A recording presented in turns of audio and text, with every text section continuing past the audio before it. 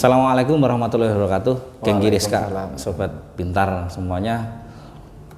Selamat pagi. Kali ini saya OBW bertemu dengan sosok inspiratif yang luar biasa. Masih muda tapi prestasinya udah kelas tinggi. Ya, beliau adalah Pak Eko Yanuar Susanto. Yeah. Selamat pagi Pak Eko. Selamat pagi. Ini Sehat, panggilnya Om BW aja apa gimana? Boleh, Boleh. monggo. Oke. Saya juga rasanya kalau manggil jenengan Pak Eko kok Nggak enak. terlalu Nggak tua enak. ya. Boleh, Karena ya. dari tampilan di medsosnya itu gaul banget ya. Aduh, Jadi ya. saya izin ini manggil Mas Eko ya. Monggo. Nggih. Mas Eko ini sobat pintar, beliau ini satu ketua partai Nasdem Kabupaten Purworejo. Yang kedua ketua Komisi 3 Kabupaten Purworejo yang membidangi pendapatan daerah. Nah, luar biasa nanti kita ngobrol terkait aktivitas pribadi beliau. Nah, nanti kita kupas tuntas, mudah-mudahan tapi pasti ada yang menginspirasi dari kehidupan beliau. Amin. Mas Eko bisa ceritakan aktivitas panjenengan dari mulai mungkin di rumah kemudian sampai ke kantor yang selama ini penjenengan jalani. Daily lah kira-kira. Ya, harian. siap. Ya. Oke, terima kasih Om BW. Jadi yang pertama aku terima kasih banget ini silaturahminya, podcastnya ya, mudah-mudahan jadi kalau menginspirasi ya mudah-mudahan menginspirasi lah sedikit-sedikit untuk teman-teman dari Gubuk Pintar ya. Gubuk Pintar. Dari Gubuk Pintar Purworejo. Jadi aktivitas harian sih seperti pada umumnya orang-orang lah ya, biasa bangun pagi, sholat subuh.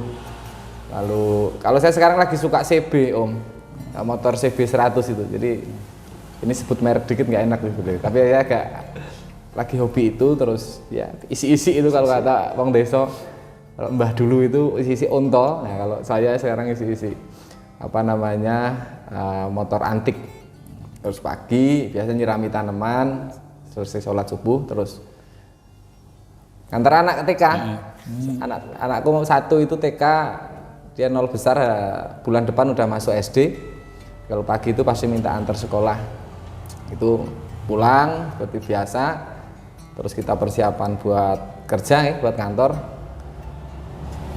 mandi dan lain sebagainya. Saya nggak pernah sarapan Om. Saya karena kebawa ritme kuliah dari dulu ya. dari kalau SMA masih karena dipaksa oleh mamah kan, dulu harus makan dulu lah, sarapan dulu. Tapi semenjak saya masuk kuliah ya itu udah nggak pernah, paling cuma kopi, terus ada jajan pasar biasa. Istri kalau pagi udah sama tukang sayur itu, dia pasti udah siapin makanan ringan maksudnya. Terus kita berangkat kerja biasa, rapat-rapat di DPR. Bisa kadang sampai sore, sampai malam, sampai pagi juga pernah. Jadi hariannya sih seperti itu. Terus kemudian nanti pulang ya kembali berkeluarga. Kalau biasanya ada tamu, kita schedulein dulu, kita jadwalin dulu, ketemu jam sekian. Kadang bisa di rumah, bisa di luar, kadang ke dapil juga. Jadi ya setiap hari walaupun variatif ya, nggak melulu begitu-begitu aja. Kadang kita ada kunjungan kerja dan lain sebagainya keluar kota, juga kita keluar kota. Tapi kalau yang sifatnya di rumah itu ya ritmenya seperti itu biasanya Om. Ya. Kalau sekarang Nun Sewu, Mas Eko ini usia berapa Mas Eko? Saya hari ini lahiran 88 ya. Jadi 34. 34. Tahun ini saya 34. 34 sudah ketua komisi, ketua partai dahsyat. Ya, saya periode pertama dulu 26 tahun. Jadi di periode pertama itu 26 tahun, saya usia 27 itu diminta Pak Ketum itu, Pak Surya untuk menjadi ketua DPD. Dan konon kabarnya kata sesepuh-sesepuh di Kabupaten Purworejo itu, saya ingat itu Pak Angko Setiarso Widodo ini. Yeah. Ini beliau ngendiko itu. Ini sejarahnya Purworejo dipimpin anak usianya masih di bawah 27 tahun. Belum pernah ada partai parlemen, partai yang waktu itu ada di DPR itu dipimpin oleh anak muda, apalagi dia bukan dari klan politik kata Pak Angko. Yeah. Kebetulan orang tua Simbah Buyut itu nggak ada klan politisi. Jadi beliau cukup ya ini challenge kok. Ya. Kalau saya sama beliau itu kan udah kayak anak sendiri ya. Ini challenge kok, ini challenge-mu, ini tantanganmu bagaimana kemudian sejarah yang hari ini muncul di Kabupaten Purworejo, partai parlemen dipimpin anak usia 27 tahun, bukan dari klan politisi, bukan dari klan politik. Ini kamu harus buktikan. Pembuktiannya di mana? Di 2019. Nah, karena waktu itu saya usia 26 saya dilantik menjadi anggota DPR, 27 saya dipercaya oleh ketum untuk menjadi ketua partai, dan sampai sekarang ini periode kedua saya umbut, periode kedua di parlemen maupun di Nasdem. Ya, mohon doanya lah diberikan yang terbaik oleh Tuhan. Insya Allah.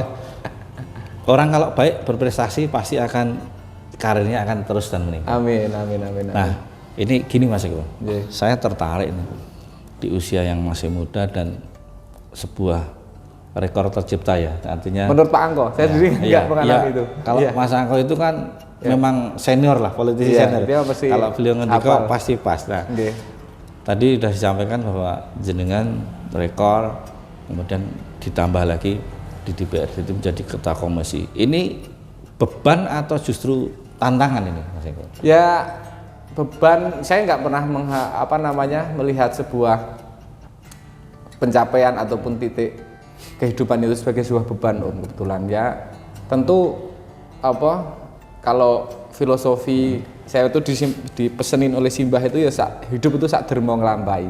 Saya selalu kalau ini ya let it flow aja lah, kita jalanin. Nah, di perjalanan ini tentu apa sih yang perlu kita berikan? Ya tentu kita harus memberikan yang terbaik di manapun posisinya. Jadi saya itu kebetulan juga hobi sepak bola. Kalau di sepak bola ini kolektivitas, ya striker. Tapi mainnya masih striker. Ya ada seringnya di situ, seringnya di posisi itu. Walaupun kalau strikernya cedera tiba-tiba jadi back juga ya. Nah, di sepak bola ini saya menganut filosofi itu paling seneng itu ini tiki taka. Tiki taka itu berawalnya dari total football kan, cikal bakalnya tiki taka itu. Jadi yang dia diimplementasi oleh Pep Guardiola, kira-kira ini agak nyinggung-nyinggung sepak bola, Om. Nah, di tiki taka ini itu kemampuan kolektif itu melebihi di atas kemampuan individual. Jadi saya itu orang yang meyakini di sebuah titik pencapaian, di situ saya harus membuat sebuah circle yang baik, sebuah ekosistem yang baik, dan yang tentu ini akan menjadi ketika itu katakanlah tadi Om matur soal beban, maka beban ini akan menjadi beban kolektif kira-kira. Nah, permainan kolektif inilah yang kemudian saya yakini dalam setiap titik pencapaian itu, selain ya kita harus memberikan yang terbaik di masing-masing posisi itu, maka saya nggak pernah menganggap jabatan ketua ataupun jabatan ketua partai ataupun jabatan ketua komisi ini sebagai hal yang membebani. Jadi enjoy aja lah dimanapun posisinya.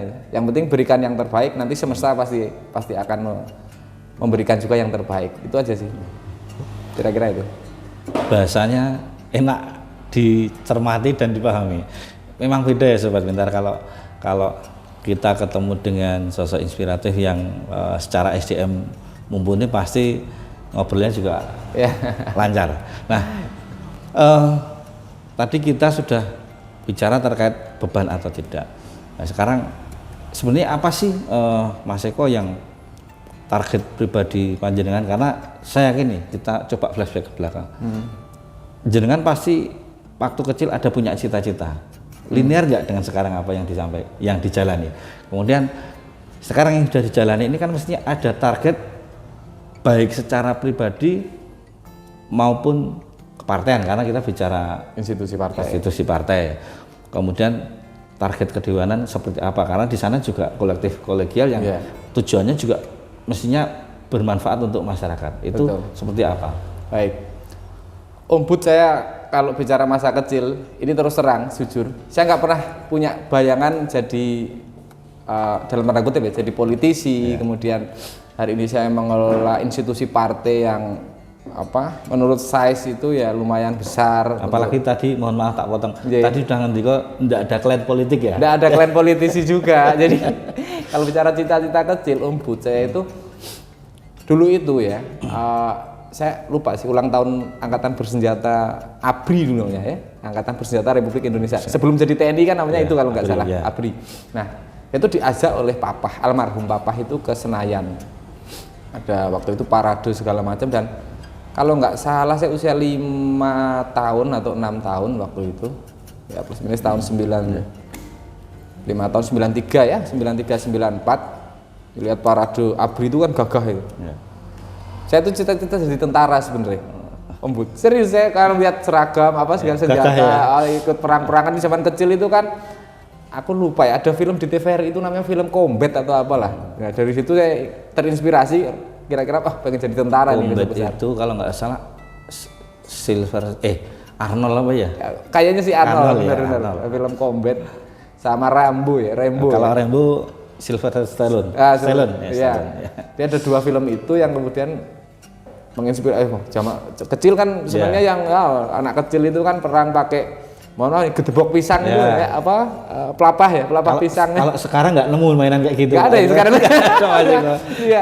Ini bomnya pakai abu. Itu indahnya kita dulu zaman masih sama bisa menikmati itu. Iya betul. Jadi wah gagah ini pakai pelepah pisang, bomnya pakai abu dapur itu. Kan abu itu pawon namanya. Itu kan pakai kayu bakar dia. Jadi ada abunya, terus kemudian biasa kita buat cuci piring mbah, buat cuci piring ibu, tak ambilin buat bom-boman di. Nah itu saya pengen jadi tentara lah, singkat cerita. Nah, tapi berjalannya waktu SD, SMP, di SMA itu kan kalau dulu itu ada IPA IPS ya. Kebetulan di IPS. IPS 1 tapi Mas Bud, jadi IPS-nya favorit lah kira-kira. Di IPS itu ada 3 kelas, IPS 1, 2, 3 lah. Kebetulan aku di IPS 1. Nah di IPS ini ada mata pelajaran itu namanya Hukum Tata Negara. Hukum Tata Negara itu salah satunya di dalam babnya itu membahas soal apa sih demokrasi, terus instrumen demokrasi itu sih apa itu, terus salah satunya adalah institusi partai politik. Singkat cerita, ketika kuliah, aku kuliah di Gajah Mada kan, di UGM Jogja ya. Terus kemudian di sana aku kebetulan diterimanya itu di Visipol. Pilihan pertama itu sebenarnya pengen hukum, jadi waktu itu terinspirasi oleh Prof Mahfud ya, jadi hakim konstitusi lah, gitulah kira-kira. Tapi diterimanya di Visipol, dan disitulah aku berproses baik secara akademis, non akademis maupun secara organisatoris. Lulus, pulang kan, ditanya sama orang tua kemana mau apa.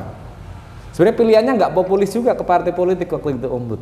Karena rata-rata teman-teman fresh graduate kami di UGM itu, mereka ini kalau nggak ke birokrasi ada ASN, ke BUMN, atau mereka mendirikan, kalau sekarang namanya startup ya, mendirikan bisnis, mendirikan usaha.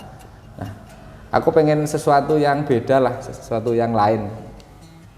Masuklah ke partai, kemudian kalau aku partai ini, kemudian orang tua kan nanya, partai apa yo iso, apa yo ngerti. Ya, kamu kan cuma baru dapat teori itu, kata papa almarhum waktu itu. Ya ini kan challenge Pak yang bilang. Ya kalau nanti kan istilahnya kalau ditawarkan rakyat memilih ya nanti itu adalah kehendak rakyat, aku jadi.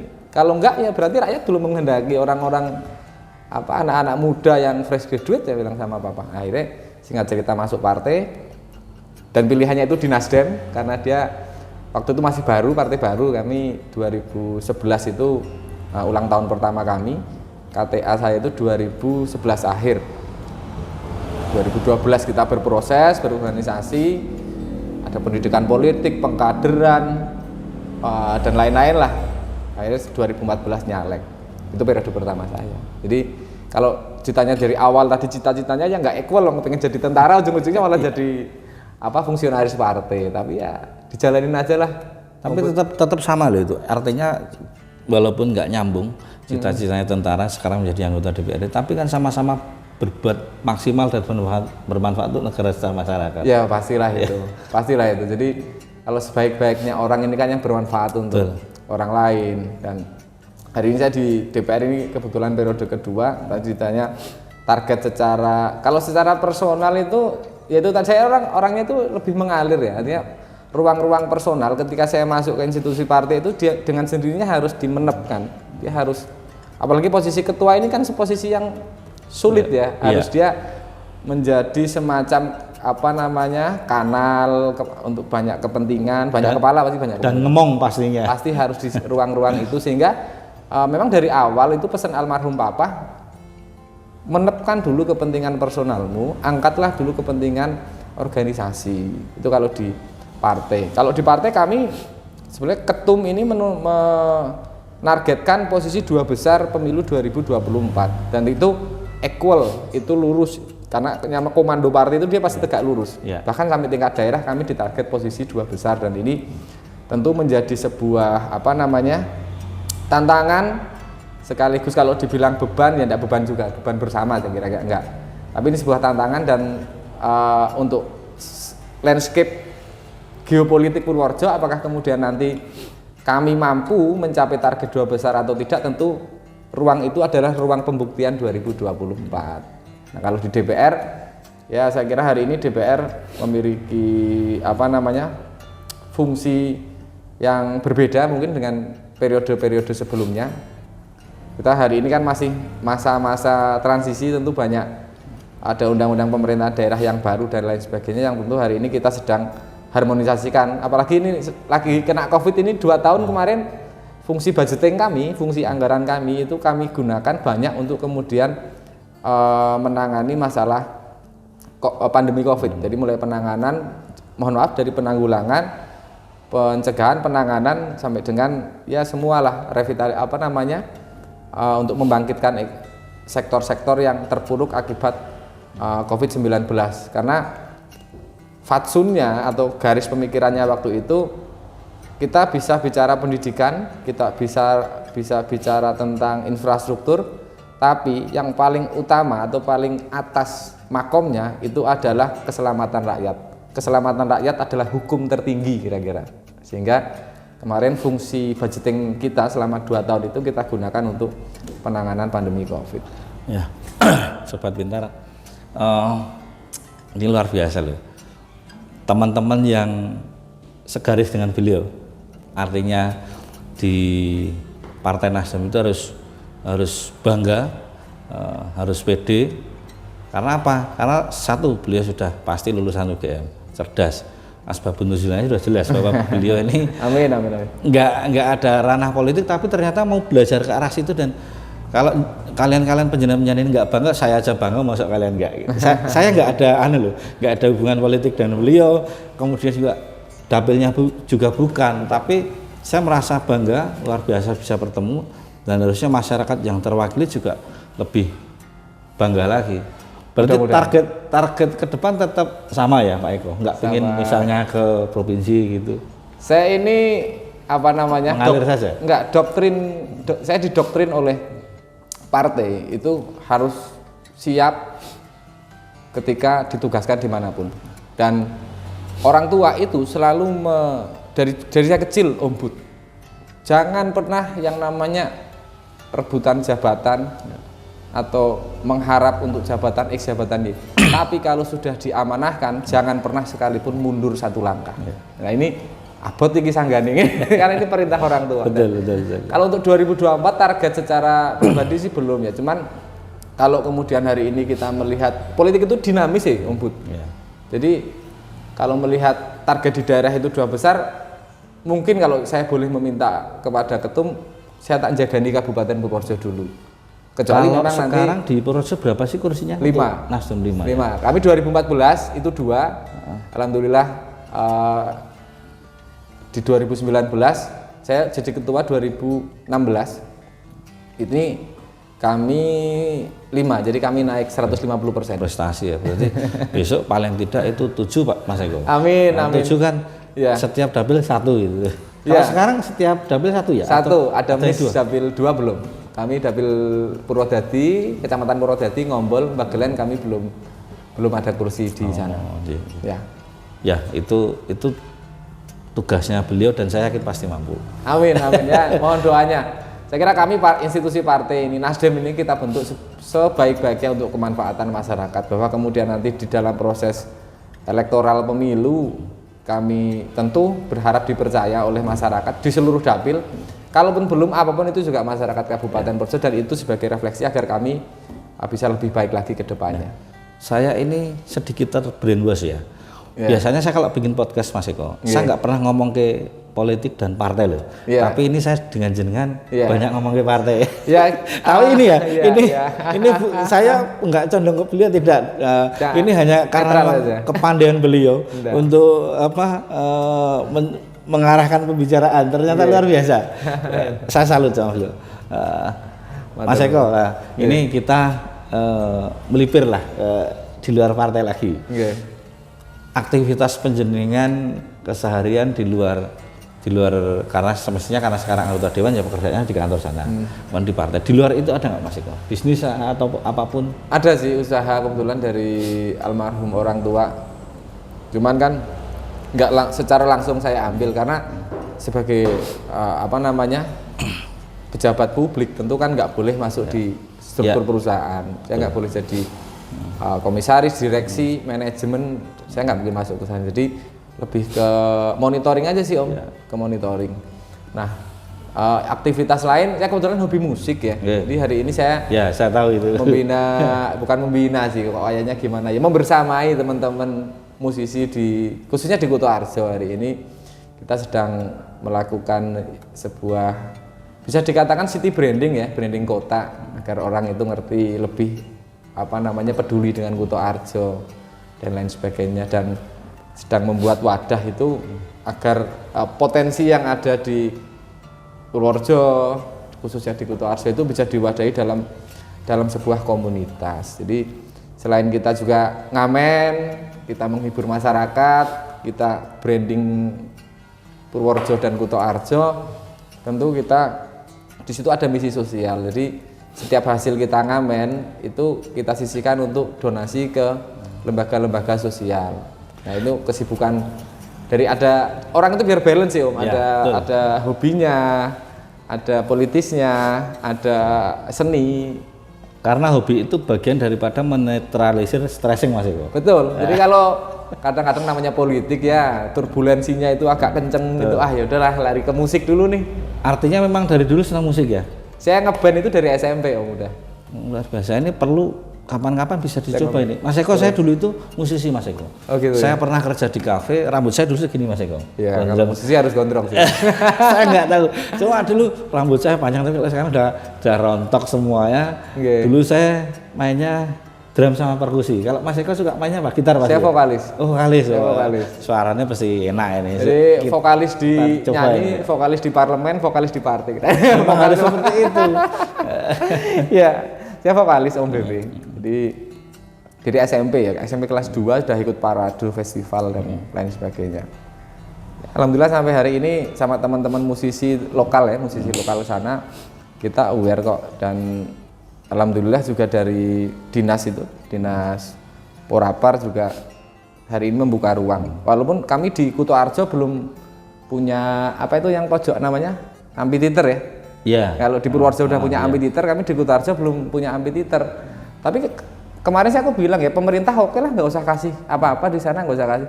Yang penting itu kan soul, bukan raga. Yang penting itu jiwa. Betul.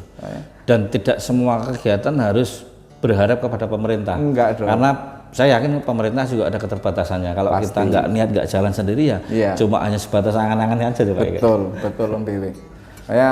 Ya udahlah, seadanya tempatnya seperti itu di Kutoarjo. Itu kita main itu di Landmark Kutoarjo Om. Selain anak-anak ini juga nyebar di kafe-kafe untuk urusan komersilnya mereka, tapi untuk urusan sosialnya itu kita di Landmark Kutoarjo tulisan yang sebelah selatan itu.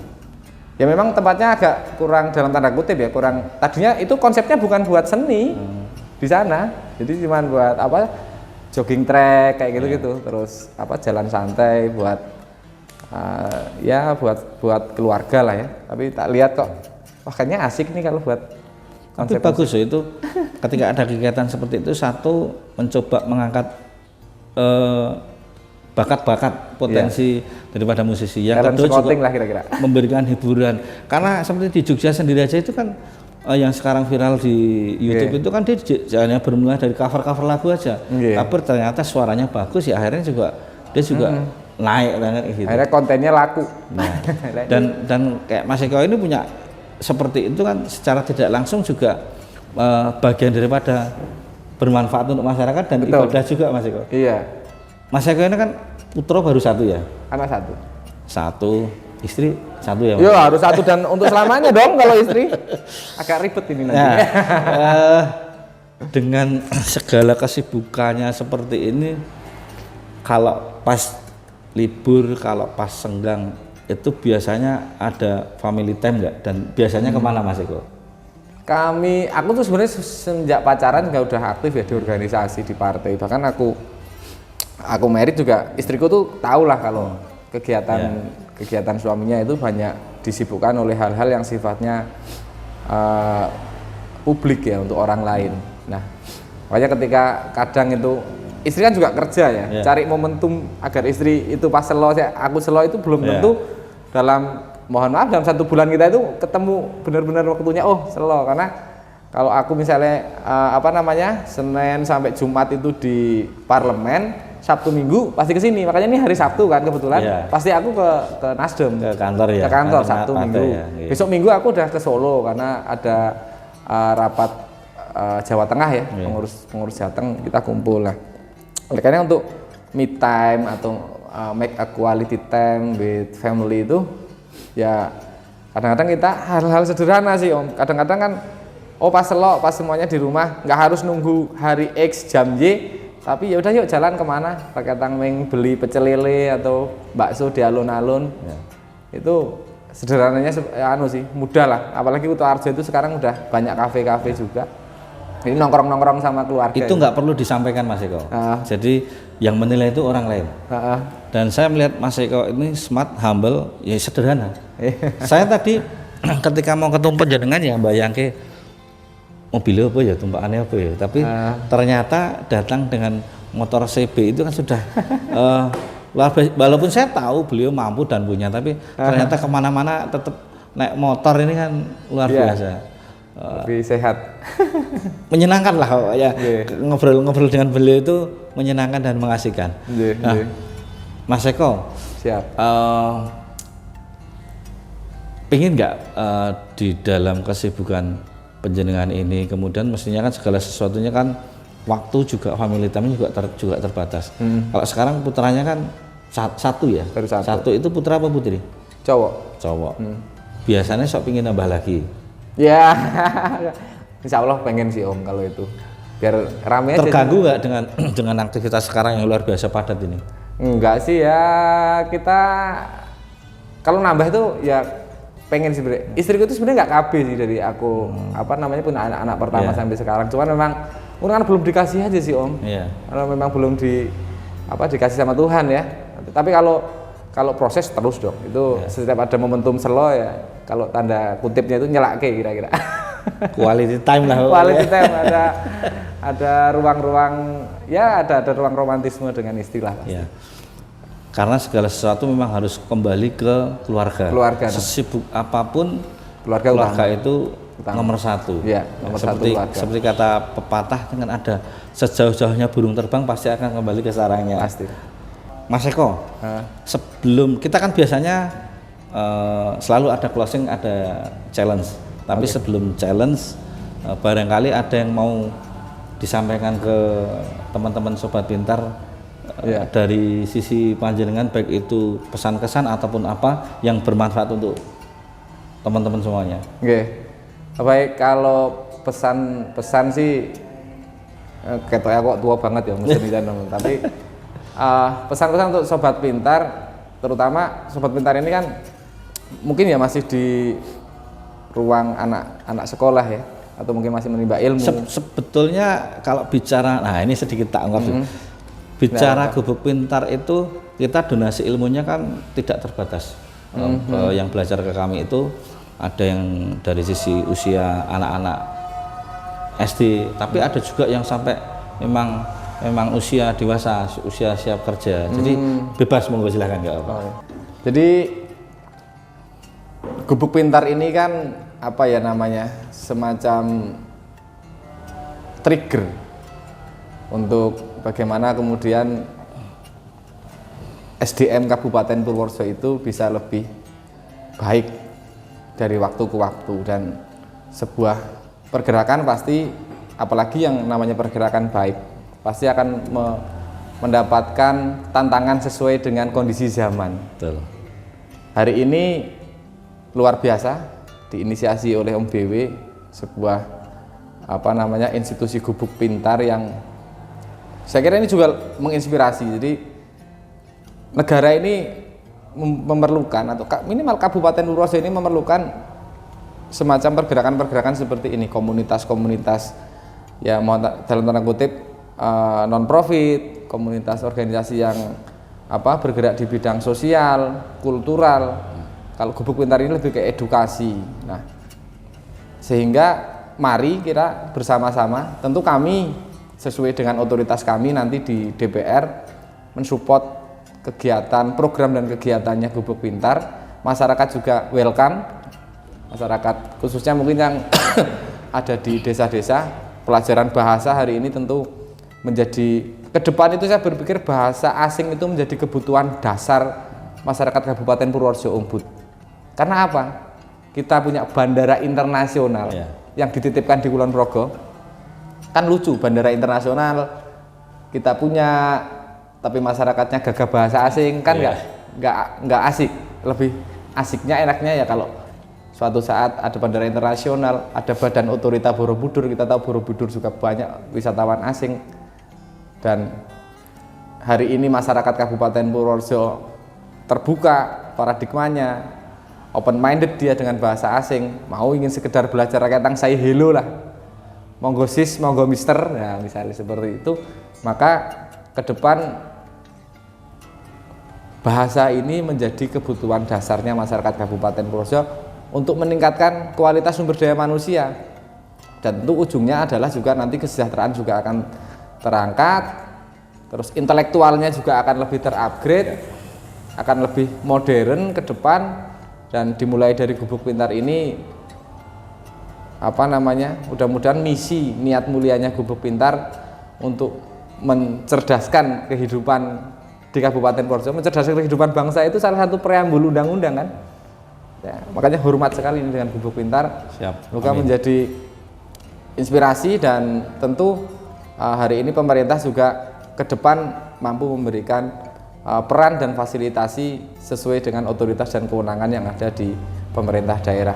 Sukses selalu untuk Gubuk Pintar, tetaplah menjadi oase ya, di tengah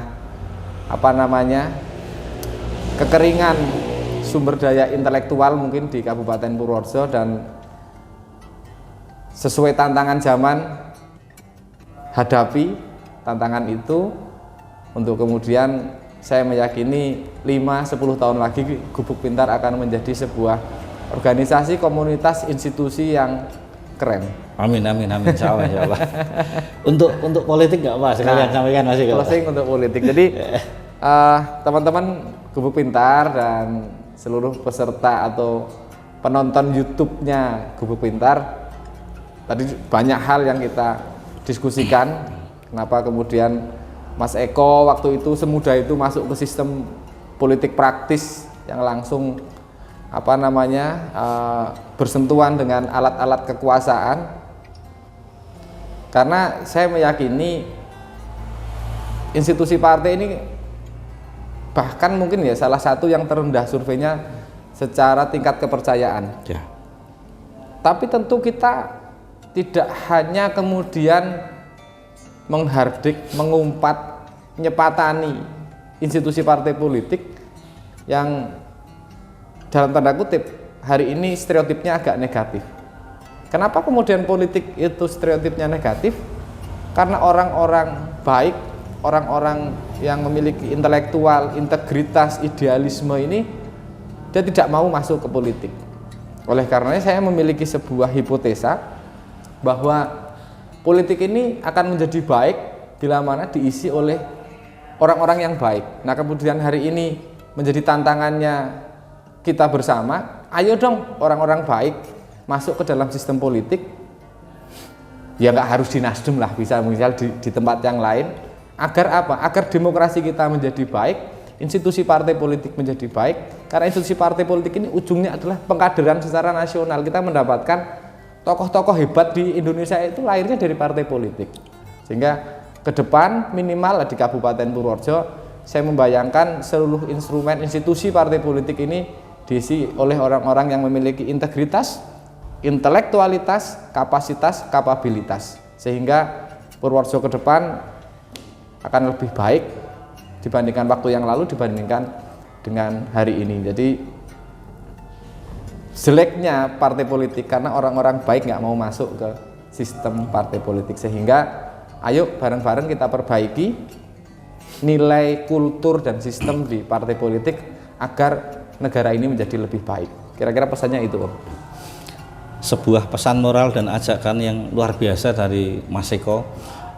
Teman-teman pasti sangat tertarik dan bermanfaat ini, Mas Eko. Siap. Saya sampai merinding loh ini. Saya biasanya jujur, saya kalau ketemu sosok-sosok inspiratif itu kadang ada yang ya karena SDM-nya kemudian background-nya masing-masing, ada yang biasa saja, ada yang luar biasa. Nah ini termasuk yang luar biasa, Mas Eko. Bukan karena di dekatnya, karena memang saya nggak mau bohong, demi Allah Rasulullah, ini saya ketemu ini apa ya, auranya sudah kelihatan berbeda. Amin. Jadi seperti di awal tadi saya sampaikan, teman-teman yang satu rombongan dengan Mas Eko harus berbangga dan mempertahankan, sekaligus ajakan tadi buat teman-teman semuanya untuk membangun negara, membangun Purworejo itu dari sisi pemerintahan maupun tidak, tapi yang terpenting adalah betul-betul hidup itu harus bermanfaat untuk masyarakat. Itu yang paling utama. Ya. Bisa di mana aja, bisa di Gubuk Pintar. Bisa, kami mungkin namanya GSK kalau grupku, Gema Sudra Kutoarjo. Oh iya. Gemanya rakyat kecil. Sudra itu kan rakyat kecil. Iya, betul. Kalau di doktrin Sanskerta ya bahasanya itu ya. Ya. Itu dari Sanskerta ya. Ada sebuah kasta, ada satu kasta itu Sudra, dan itu Gema suara, Sudra itu rakyat kecil, ya suara rakyat kecil lah kira-kira. Jadi bisa di Gubuk Pintar kalau untuk perbahasaan, jadi ada banyak bahasa asing. Kalau mau ke musik bisa ke GSK dan lain-lain. Kalau ke usaha juga mau bisa kemana-mana. Yang penting bermanfaat untuk orang lain, bermanfaat untuk bangsa dan negara. Dan ke depan pasti insya Allah kita bisa berkolaborasi, Mas Eko. Insya Allah, saya menunggu momentum itu, Om Bud. Challenge ini, Mas Eko, terakhir. Oke. Ini nggak ada hubungannya apa-apa, ini hanya cuma cepet-cepetan aja. Mudah-mudahan berkenan dan saya harus baca dulu nih. Nggak ada jebakan Batman. Ya, ada jebakan Batman ya. Jebakan Batman. Ini langsung dijawab aja, tapi sekali lagi saya sampaikan ini nggak ada hubungannya sama sekali. Jangan sampai nanti ketika nggak ada benar salah. Kebetulan saya kan ngajarnya psikologi, Mas Eko. Jadi hanya untuk penilaian saya pribadi. Siap. Oke, satu. Mas Eko milih dibandingkan atau direndahkan? Di apa? Dibandingkan atau direndahkan? Direndahkan. Direndahkan. Oke. Kemudian dijatuhkan atau menjatuhkan? Dijatuhkan. Dijatuhkan. Dicintai atau mencintai? Mencintai. Mencintai. Belajar atau mengajar? Belajar. Anak banyak atau tidak punya anak? Anak banyak. Banyak uang atau banyak jabatan? Wah, ini berat, banyak uang atau banyak jabatan ya? Jabatan deh, aman. Jabatan. Ya. Oke. Itu tadi Sobat Pintar, obrolan saya dengan sosok inspiratif kita kali ini, Mas Eko Yanuar Susanto, sosok muda di Kabupaten Purworejo yang sudah banyak berbuat baik untuk dirinya sendiri, keluarganya, ataupun untuk masyarakat, partai, dan sebuah institusi dimanapun dia berada, yang saya yakin sangat bermanfaat. Dan mudah-mudahan teman-teman semuanya bisa mengambil intisari dari obrolan kita. Sampai ketemu lagi di sosok inspiratif berikutnya. Terima kasih. Wassalamualaikum warahmatullahi wabarakatuh. Adios.